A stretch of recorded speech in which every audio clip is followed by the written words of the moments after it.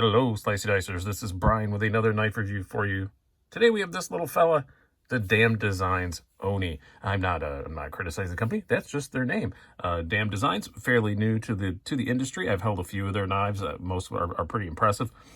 And this one I like too, with one little caveat. This is a very, very small knife. As you can see, these are 1-inch squares. It's a tiny little fella. It's meant to be, they call it an everyday use knife, not an everyday carry knife. And I have found it to be pretty useful. That is actually true. You have a Tanto blade. This is the higher end version.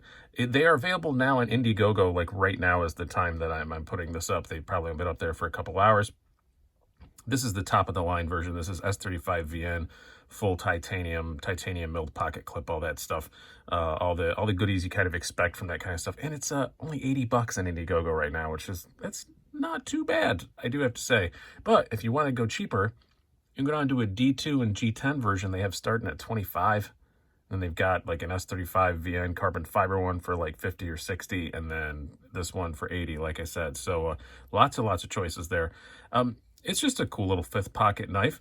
It's going to be kind of a short review because it is just kind of a fifth pocket knife, but it is pretty neat.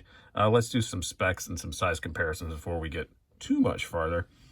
We have a blade length of just 2 inches. Here, I'll line this up so it's on this stuff. Blade length of 2 inches, overall length of right about 5 inches.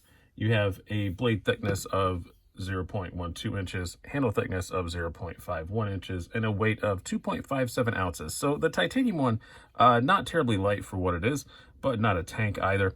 But I would assume that at least the carbon fiber one is probably going to be significantly lighter than that. I would imagine that's probably under 2 ounces, but I don't really know for sure. Like I said, this is a prototype. If you order on Indiegogo right now, I think the estimated ship date is February. So if you want to go on there, jump on it though. They are making quite a few of them. It does say how many claimed.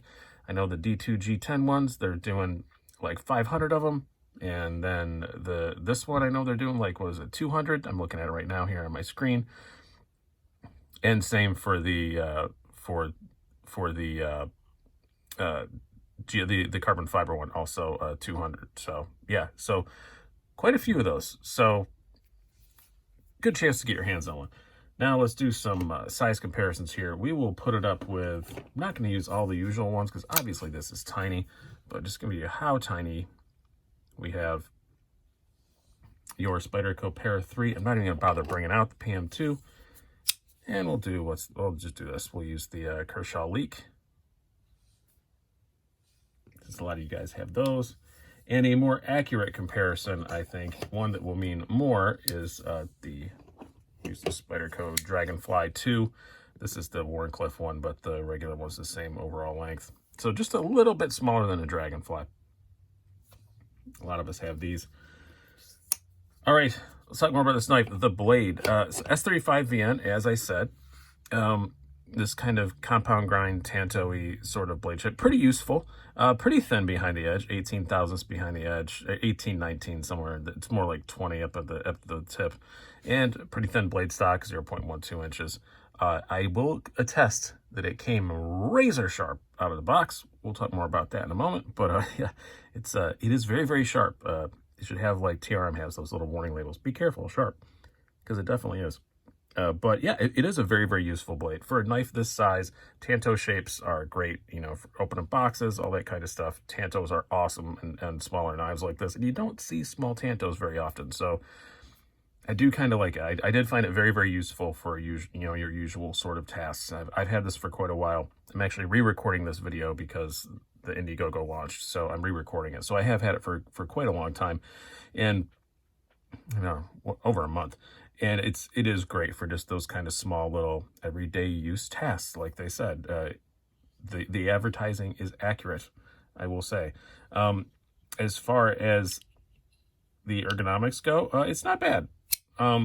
It is very small, obviously. This is definitely a 3-finger at most knife. It's more like a 2.5-finger knife, and I have pretty skinny fingers. But it does hold in the hand pretty well. I love the jimping. I love this kind of slightly harpoony thing up here, just to put where you put your finger. It does work, like I said, really well for kind of scraping sort of stuff, or, like I said, opening things, stuff like that. It's fine. This is not a knife that needs to have supremely good ergonomics. I will say there are No hot spots or anything. Everything is very nicely chamfered. Everything is very nicely done. No problems with that there. So ergonomics are fine for the size that it is, but obviously it's a very small knife. It's not going to be amazing. As far as the carry goes, it's a great little fifth pocket knife. Totally disappears in your fifth pocket. Like, that's where I always carried it. I don't think I ever have put it in my carried it as my main knife. You could, but I never did. I just always put it in that kind of fifth pocket as a secondary, and it worked fantastically for that.